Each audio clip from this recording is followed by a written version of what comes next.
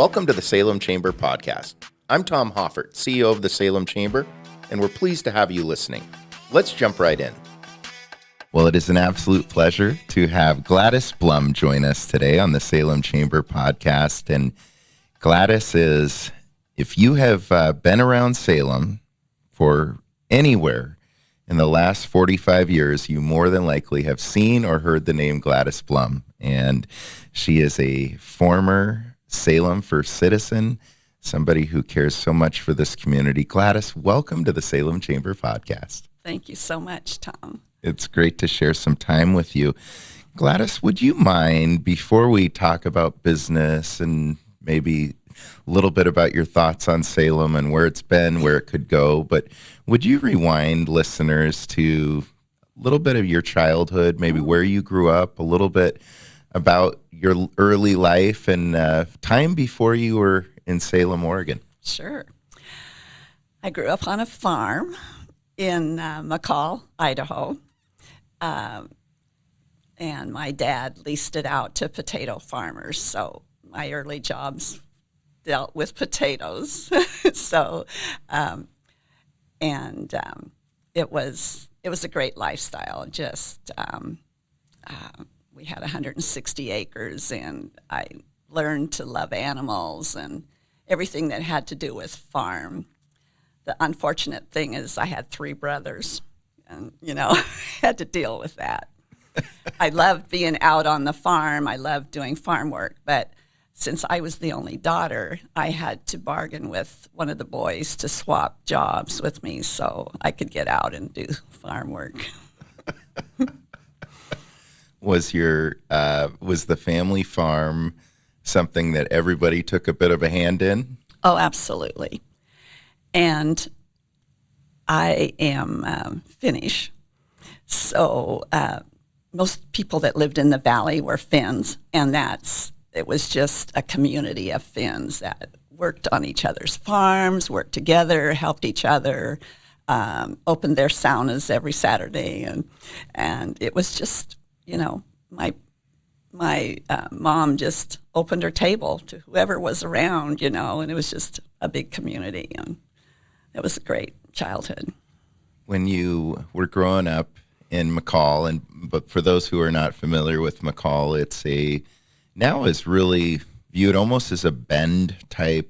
Totally. It's a wonderful community. I have the fortunes of going once a year to McCall, Idaho, to a lacrosse tournament of all things, Gladys. But Lake Payette.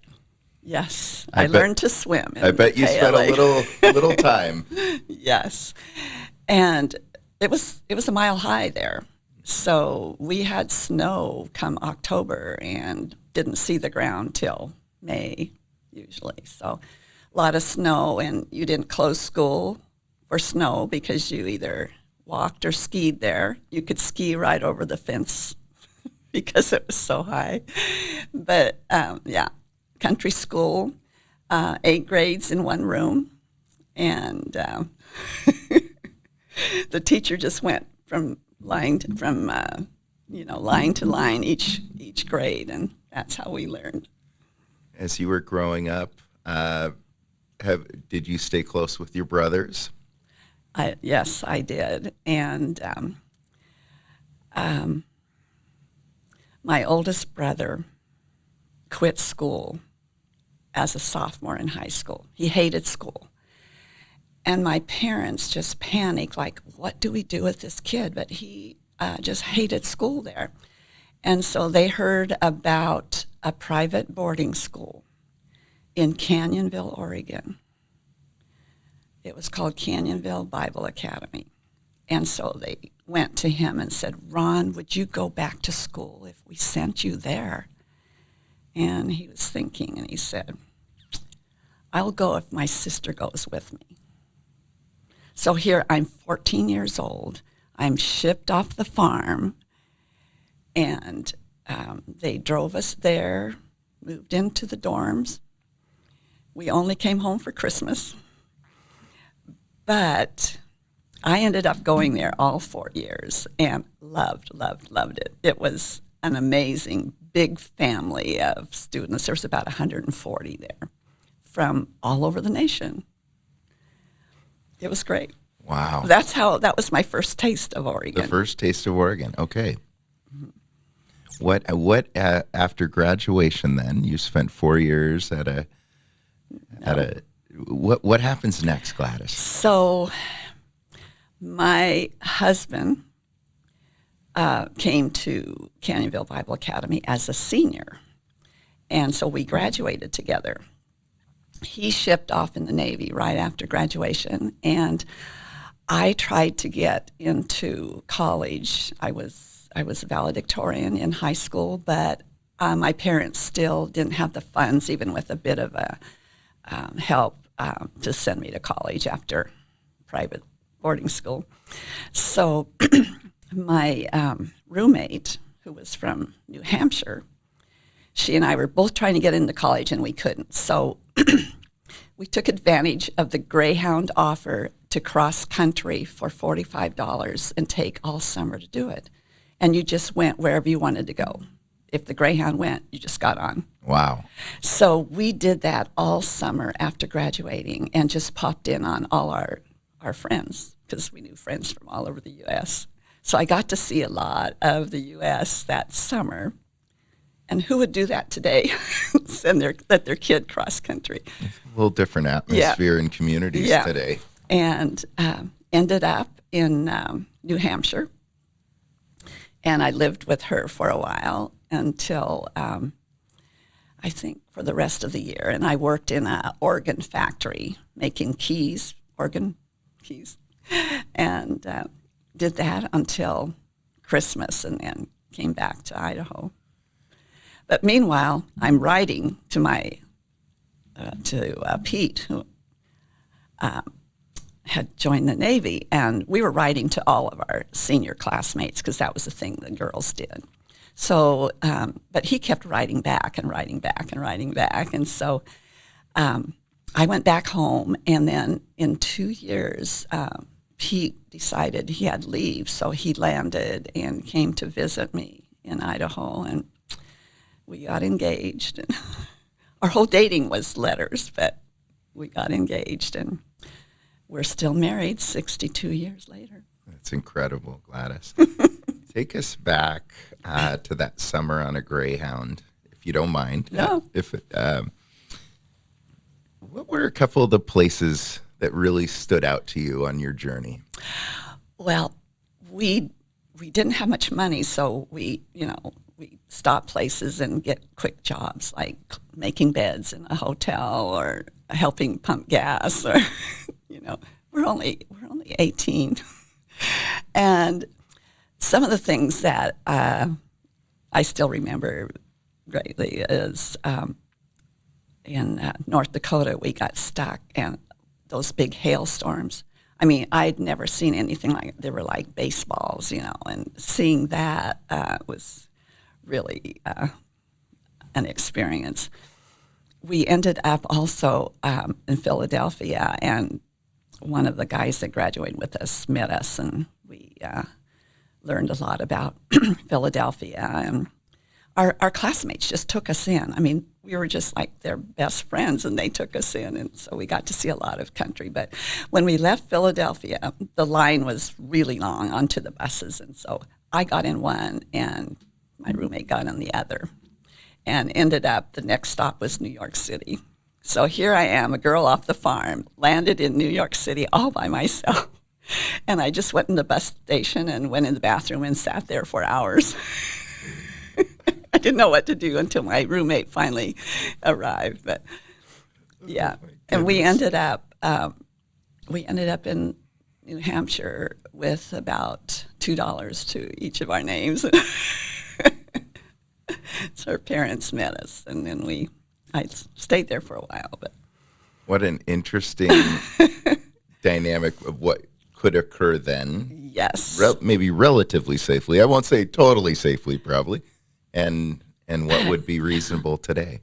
It was just, you didn't feel worried. I mean, I didn't even think about, people following us or stealing our purse or anything. I mean, we just were having a good old happy time and just exploring the cities and so much to see. And, I grew up on a farm. I didn't know anything, so it was pretty awesome. Oh, that's wonderful.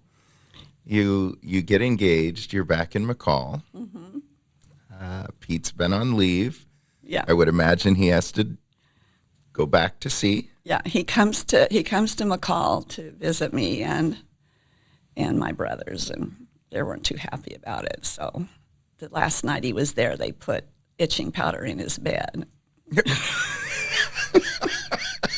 We still laugh about that. He still married me.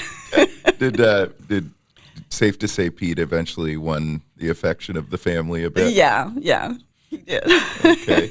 So after Pete departs and we got through some itching powder, what happens next? So he goes back to ship, and he shipped out for a couple, another year, and then he comes back and we get married.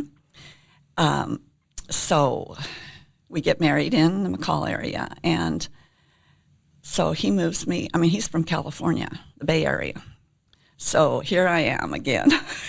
He moves me from McCall to Walnut Creek, California. Okay. I'd never driven in a city. I didn't know anything about city life, and it was crazy. I mean, so I was there by myself. His dad had a house with a little unit right next to it where I could stay, but it was an experience. So I started working in banking, and I worked at Bank of America and Wells Fargo. They did not have computers then. It was when you checked every check to go to the signature card and make sure they matched. It was all no electronics. So it was an experience. And I remember when Bank of America got their first computer situation, it took a whole floor. Oh, wow. Yeah. Wow. So finance background to start. Mm-hmm. And I finally got, after my, I did get back to college. I got to college at the local community college there for 2 years and did accounting because that's what I thought. I loved math, so I thought I would go into accounting.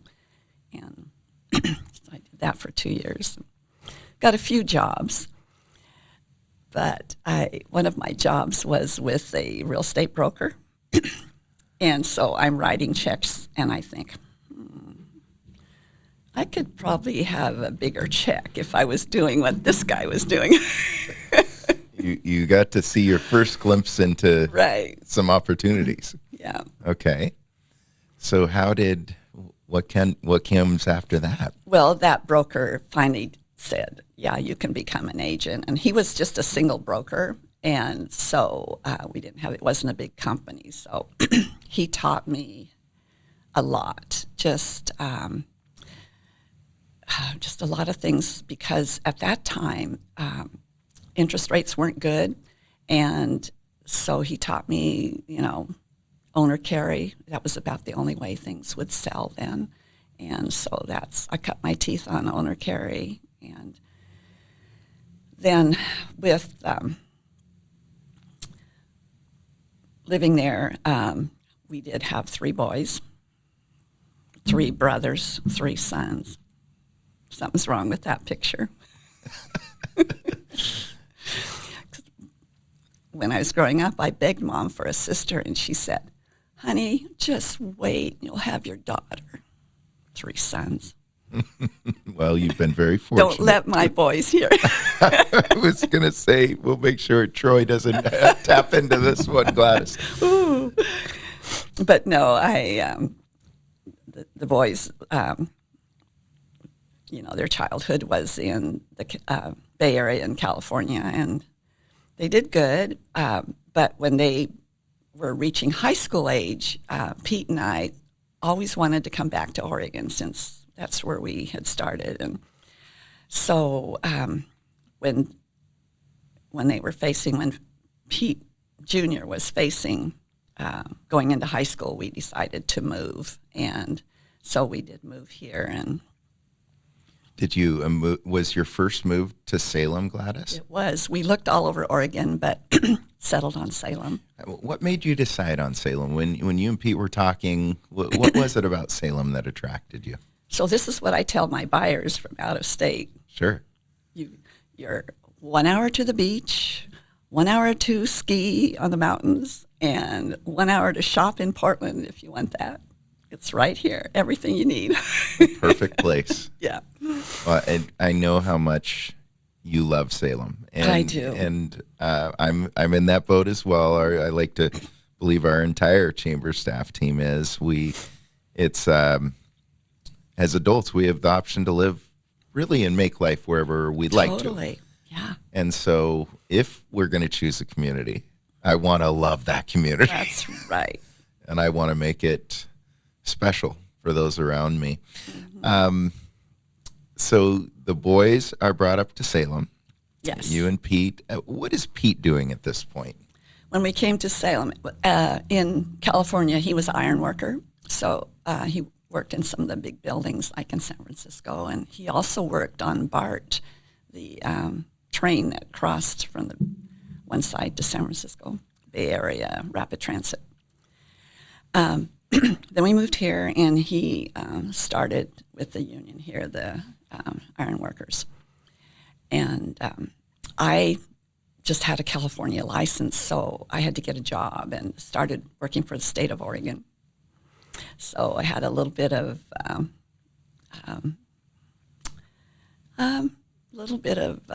time in the Capitol, and I worked for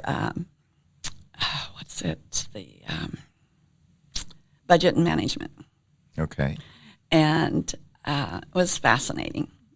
I did learn one thing that I never wanted to work there forever. You can wipe that out, but no, it was kind of a boring job because you're looking at numbers and all of that. And then while I was working, it was the transition between governors, so everything stopped. But we had to be there. So I learned how to knit and Oh my goodness. So Gladys, you're suggesting there's been a small history of time of waste in Oregon government prior to most recent history. Oh, yes. Okay. Well, we won't go too far down that rabbit hole, but were you very aware that you wanted to get back into real estate? Oh, totally. Yeah. I started school right away. And the first company I worked with just a little bit with Ted Morrison Real Estate. And then, do you remember Dan Chandler? I know the name. Okay. Dan Chandler was a good friend in the Bay Area with us, and he moved here ahead of us and started a real estate company. So I went to work for him, and it was awesome. He was just a life-changing person to work with. And we it was Chandler Real Estate for a while, and then we merged with Prudential. So I was with them for 25 years, yeah. You have so many peers in this industry, but more than that, Gladys, you have people those who have continued through the industry, because it's an industry that has a lot of change, and it obviously is very heavily weighted on the right conditions for, great interest rates, available properties. You have a lot of people who have learned under you, worked with you. Who, as you started in Salem in real estate, who are some of your peers that you were working with? I didn't know anybody. I mean, we came here, the only one I knew was Dan. And so I just had to hit the streets, and then it was safe to door-to-door prospect. I mean, that's what we did. And I was saying earlier that interest rates were pushing 20 at that time. And we we didn't have a way to get leads, especially if you didn't know people. You didn't even have your database to work. It was just, trying to find people that wanted to sell when it was 20% interest, and so it was hard work. But I learned that you had to do it. You had to work to make it happen.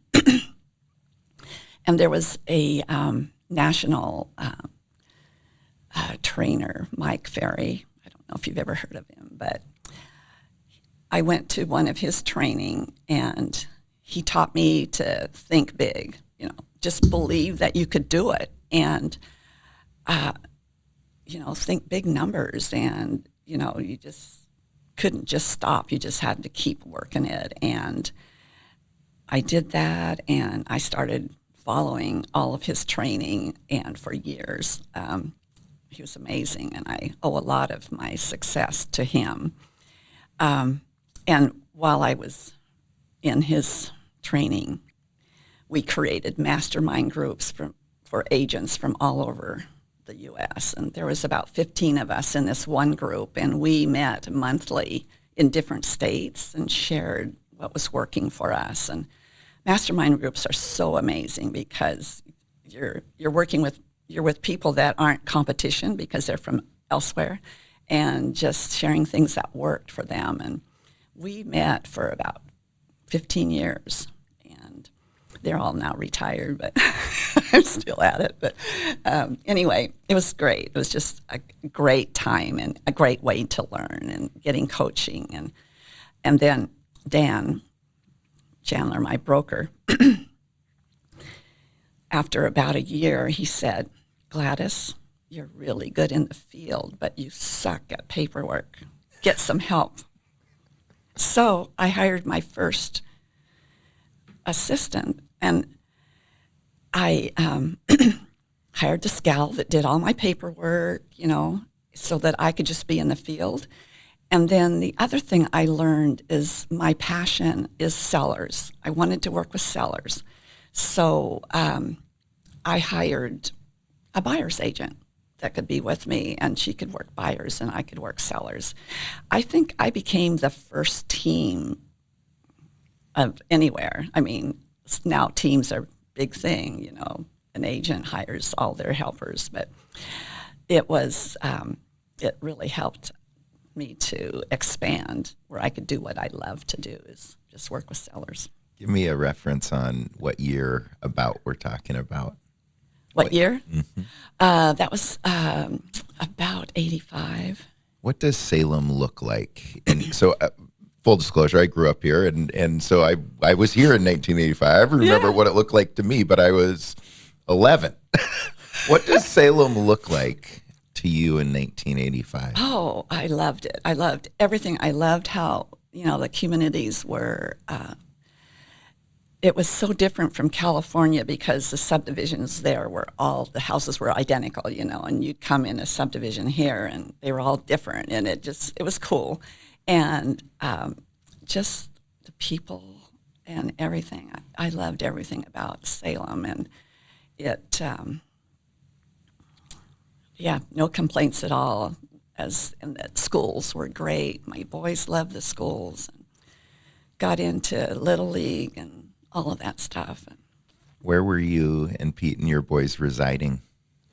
We bought our first place on off of River Road South, Roberts Ridge Road, and it was 5 acres and 3,000 square foot home, and we bought it for $120,000.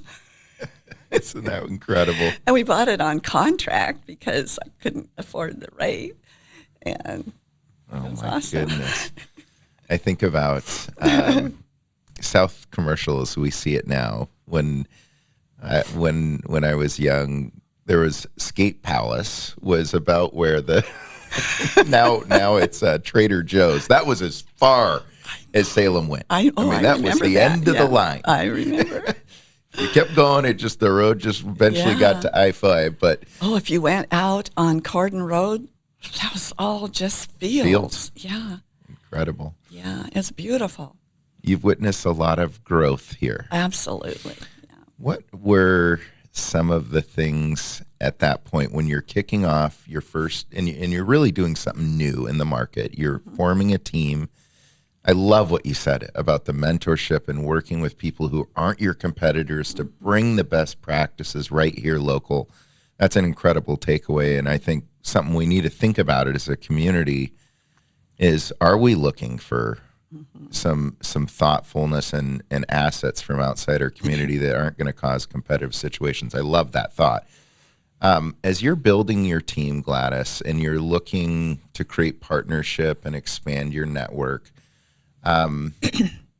who is your ideal client? Did you start to get a type of seller that was naturally attracted to you, or were you just out there being bold and saying, I'm here to serve? Yeah, I cover every price range, and it's, again, residential. I don't do commercial, but I don't care what you've got. I want to help you sell your most prized asset, and I've always been that way. I'm not in a price range. I'm just like to sell homes. Want to help. Okay. So your business starts to pick up, and you start to become, and we'll talk a little bit maybe in a moment or two, just quite how successful, because I love to quote my dear friend Dick Withnell and your dear friend.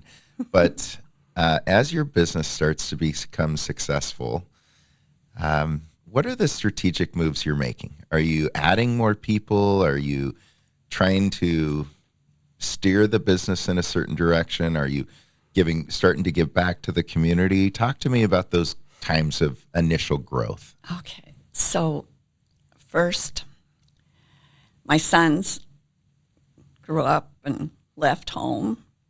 And so as we grew, they all came back one at a time. And so for several years, all three of them worked with me. And so it was a family situation.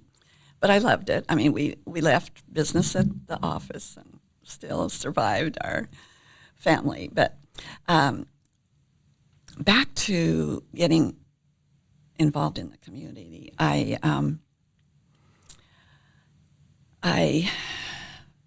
was always, even in California, involved with kids. I loved kids, and I loved to do whatever I could to bless them. And in church, the church was big, but they didn't have anything for children, so I started the children's church there. And that was at the time that puppets came along, Sesame Street. And so I'm thinking, wow, this would be so good for kids in church. And so I got involved. I went for training and everything that you had to do to work puppets. And then I created a team, and it grew and grew and grew. So in California, we did a lot of tours on the street, in this, different churches and different schools. And I had a great team. And then when we moved here, of course, I brought the puppets, and I kind of just put them away for a while. And I was riding in the car once and had the radio on, and Sam Skillern was on the radio. And he was talking about Fantastic Fridays, and he wanted some volunteers to take Fantastic Fridays. And so I called him and I said, would you like some puppets? So he said, yeah. So I started doing Fantastic Fridays and teaching kids puppetry. And so I did that for a few years, and then that got me involved into Salem Leadership Foundation, which got me on the board. And but that was a great experience too. We went into grant school and taught puppetry there. And Sam's such a incredible asset, and I'm so thrilled for him in his retirement. I know. Well, he's too young to retire, but we'll. I'm pretty sure Sam will stay quite involved. I know. So your business becomes you're now 40 years in Yep. as Blum Real Estate. 45. 45. You have family working directly at the business still to this day. Yeah. Talk to us about how that has transitioned, because I would imagine the roles have changed a bit. Right. So when my oldest son, Pete, decided he was going to move away, he moved to Colorado. And so I told Troy, I said, I'm just going to go back to be a single agent because Pete was the manager. I refused to manage. And so I said, Troy, you either take it on or we just split up. So he agreed. He's very much like me. He's not management type, but because neither one of us can hire or fire, you know. You're very humble right now, Yeah. Gladys. So he agreed rather than have us break up. And that was the year, actually, it was before that we broke away from Prudential and started our own, because Pete was still here then.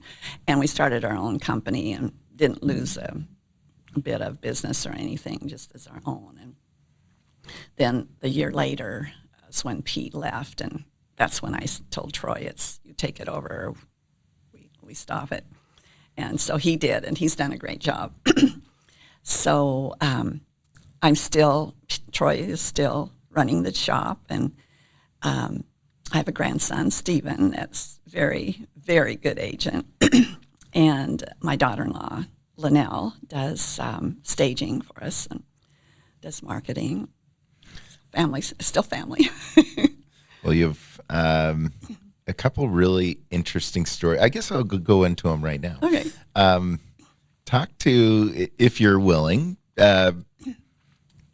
you were not just casually successful in this. No. Talk to the audience and listeners about just how prolific your success became in the real estate world. Or I will on behalf of Dick with no, but I'd rather you do it. Once we got with Prudential, when we started going to Prudential conventions, you know, nationwide, and I just learned so much. I mean, I would go to every training I could, because if you picked up one bit of advice that worked for you, it was worth that class, you know. And so I would go to everything that was offered, and we worked up to being number one in the nation for several years. Number one in the entire nation out of Salem, Oregon. Yep. I love that, Gladys. You know, as somebody who loves Salem, I love stories like that. And you know that to this day, Dick Whitnell talks about that in almost every one of his public addresses. And I would never speak for Dick, but one of the things that we've conversed about this is we need to challenge our community to see that we can have incredible impact coming right here from Salem. Totally. And it's been done before, so it can be done again. And it is being done, I think. Yeah. Yeah. Salem's, I believe Salem's on an incredible trajectory, but it has not always had the easiest of times either. When you reflect back, and there's been political disharmony, we've had no meth not in your neighborhood, we've had a number of struggles that we've tried to wrap our arms around as a community. Do you recall or think to a time where you were pretty disappointed in where we were as a city? I remember no meth, and I remember many business people getting together. We were not going to let that happen in Salem. And over and over, things like that would come forth. But the business people got together. And I remember 2008, and things were starting to go down. And Dick called a bunch of us, come over to my office. And we supported each other. We prayed. We discussed how we can move forward, what we can do to help each other.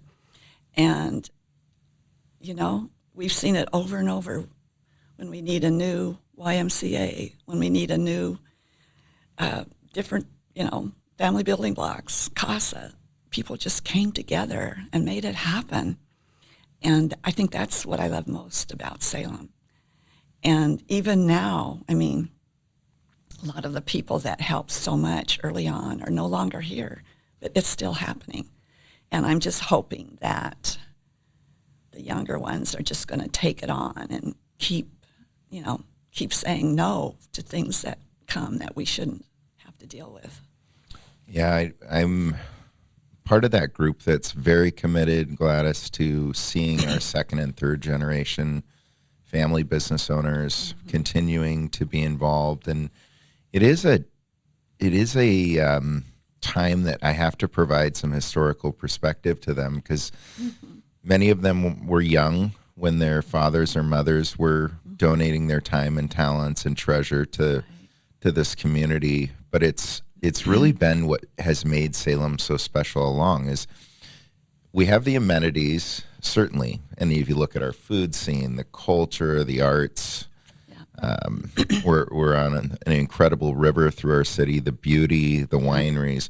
We have the amenities of places that people would long for, but we have an identity of knowing who each other are and knowing our history and knowing what can be right and how a community can be healthy together, and that it means everybody has a small piece of being involved.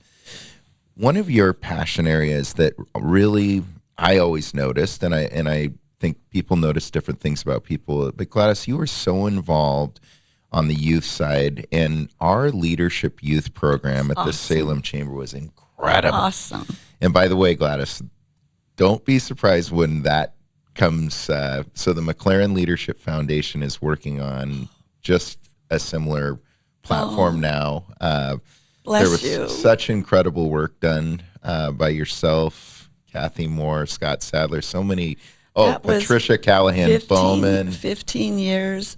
Incredible. Oh my gosh. And you know, I run into those kids. I sold them houses.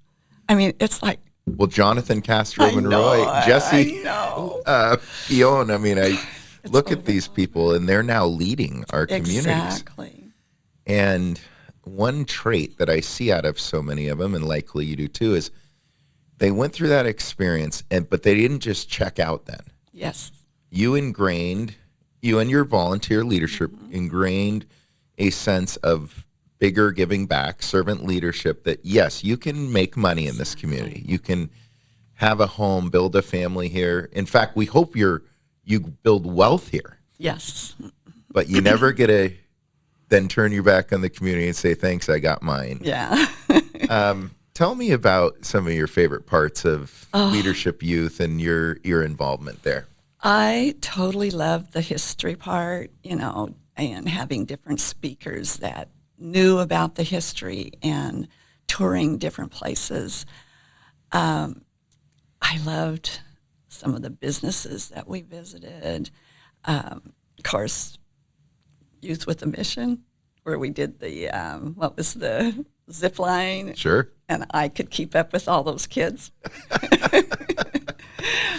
There's just so many wonderful places that we went, and that was just the best part of life for me during those years. We totally loved talking with the kids and assisting them if they had needs. And like I say, I run into them all the time now, different things, and they'll come and talk about those good days. It's going to continue, you're saying? We're looking to bring that back next year, yes. Now, it will be a different version. The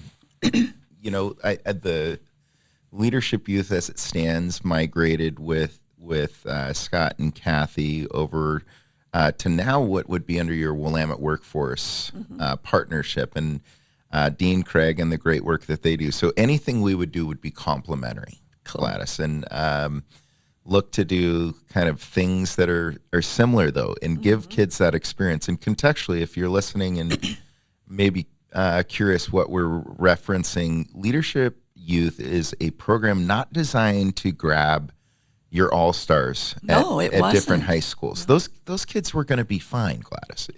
I agree. It was designed as I loved how Mike always put it, Mike McLaren. He would say, these are our diamonds in the rough.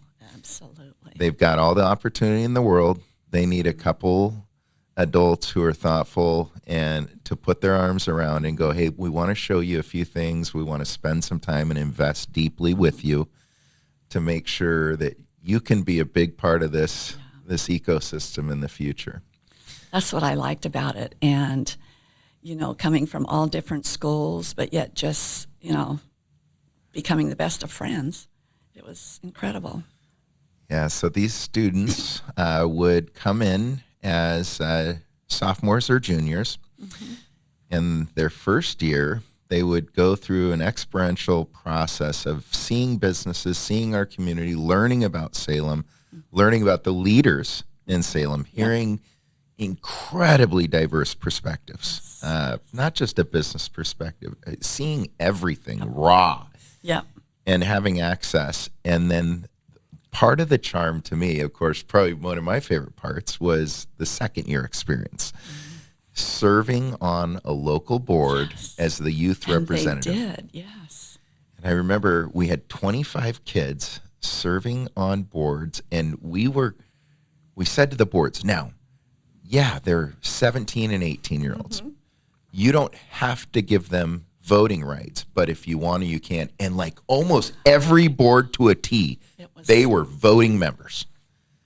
And they had a lot to give, to share with us. I was on the board with SLF when one of them came, and he just took right in. He did well. It's amazing. Yeah. It's amazing. So we have a number of those successes. Yeah. When you look at Salem today, Gladys, what excites you about our community? I still love the joint, the friendship, and even going to the chamber meetings. People are just so friendly and just there for you, and it's a friendly community. People are here to help, and the food for thought. I love that. I mean, businesses are coming together. How can we help each other? What can we do? Hear stories of people that need us. It's awesome. I don't know where else that's offered, but we sure have it. Yeah, we're so fortunate to have people willing to invest back. Tell me about a leader or two who inspired you locally along the way. Mike McLaren would be the local one, and then Dan Chandler. I learned so much from Dan, and his motto always, whenever we talk to him about anything, it's, Gladys, do the right thing. Okay, Dan. I mean, it wasn't money, it's, do the right thing. Make your people happy. Make them pleased with your services. So, we share a dear friend in Mike McLaren, who we miss very much. Tell the listeners a little bit about Mike. Oh, Mike was awesome. He would come and talk to the youth, and I think he did more with his talks than anybody, because he just shared so many good things for them and taught them so much about leadership, and oh my, just being under his leadership was an amazing thing. I wouldn't trade it for anything. My favorite, there's just so much with Mike, but this one will, I'm sure, resonate with you. Remember when Mike would take the 2 candles, and he would, this was one of the most special things, and I've done this now with our Leadership Salem program each year, and I certainly will do it with the youth. But if you're just listening, you can't see, don't worry, but I just want you to envision this. Mike would take 2 8-inch candles, white candles maybe, have the wick holding up, and he would take a lighter and he would light one candle and hold it in his left hand, and then he would have somebody light the second candle in his right hand. And he would say, this is all of us moving around in our communities together, sharing time, and we have a fire that's burning in us. Mm-hmm. And sometimes in the daylight, you don't always see the fire, but I could turn out the lights right now and you'd see my fire burning. Mm-hmm. Now I want you to watch what happens when I put these two wicks together. And the candle, of course, would just, the flame would multiply itself. Love that. And Mike had an incredible way of speaking to He people and letting them self-realize some things. Like set the table a little, but then let the discovery happen on your own. And absolutely. An incredible person in leadership. Gladys, I want you to, could you talk to us about 2005, where you are when you received the Salem First Citizen Award? Where were you? Who were you with? Was it at, the event space it was at? Tell us what that moment is. Well, that was when you didn't know. It was a surprise. Correct. So I was at the table, and what building were we at? oh, that's a good question. I think the Salem Convention I think Center. it had opened. Yes. Yeah, Okay. it was. And for some reason, my whole team came, and I thought, well, that's weird. So, and then it was George Puentes that started reading about me, and he was going on, and you're like, boy, that lady sounds kind of familiar. And then he started going about puppets, and my husband bumped me, and he says, do you know anyone else that's doing puppets? I said, no, and it kept going on, but that was a total shock, yeah. And it was an awesome night. They brought my mom and all my grandkids up, and it was amazing. I was total shock. A lot of people could look at the First Citizen Award as the crowning jewel. Wow. And say, I've done it, I've made it, I've given back, because that is what that is, a crown of giving back. And here we are, Gladys, 19 years later, and you're still giving back. Yep. What is the passion today that allows you and fills you up with still giving back to this community? My passion is still kids. I just want kids to be blessed like I was, and to know love and to know appreciation and to be encouraged. And so if there's anything that comes up involving kids, I want to take part. It's just my passion, always has been. And I was on the board with Family Building Blocks. I was Children and Family Commission for the county.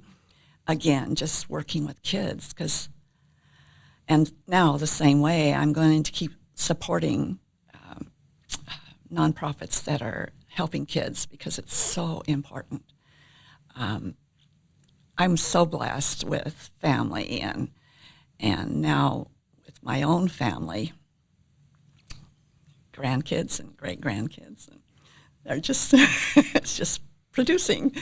But I'm blessed because they've got parents that are caring for them, and so I want that for every child out there. I just want them to have that blessing and care and love.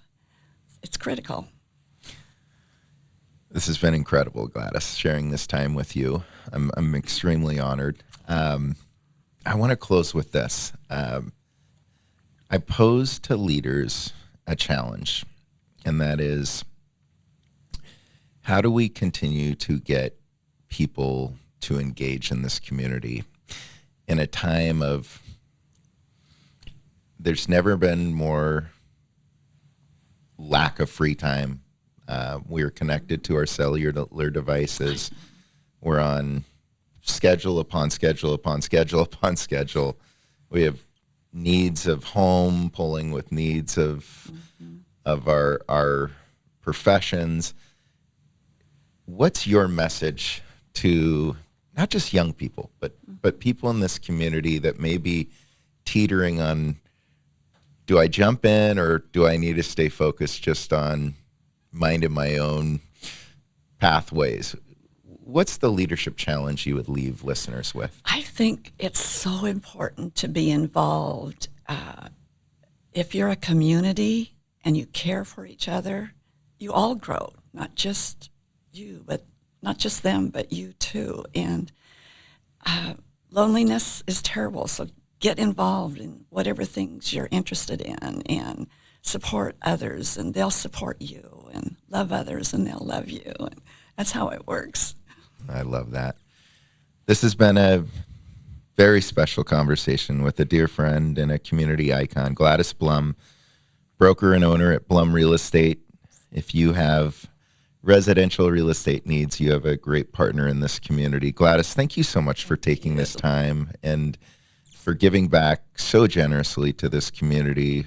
And this organization has been very blessed and proud to partner with you for so many years. My pleasure. We're going to try and live up to the things that you've set forth for us. So thank you. And how would somebody reach out to get a hold of you best, Gladys?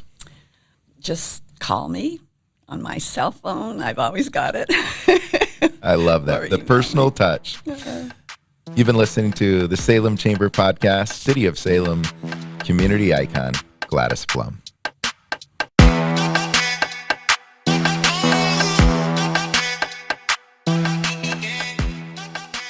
Thank you for listening to this episode of the Salem Chamber Podcast.